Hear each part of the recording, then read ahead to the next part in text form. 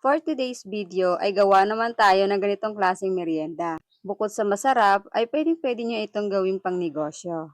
Sa isang bowl ay paghahaluin lang natin ang 3/4 cups ng all-purpose flour, 1 tablespoon ng sugar, 2 tablespoon ng milk powder, 1/2 teaspoon ng baking powder, at konting asin. Haluin muna ito, tsaka tayo mag-a-add ng 1/2 cup ng water. I-mix lang natin itong maigi hanggang sa wala ng buo-buong flour. At pagkatapos ay i-transfer natin to sa isang baso. Bali gagamit tayo dito ng regular hotdog at hahatiin lang natin ito sa dalawa bago natin ito i-roast sa cornstarch at i-dip sa ating butter mixture.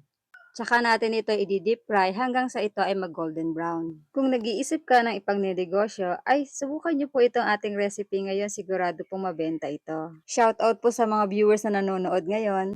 Paki-comment naman po kung taga saan ang mga viewers natin para malaman natin kung hanggang saan po umabot yung ating video.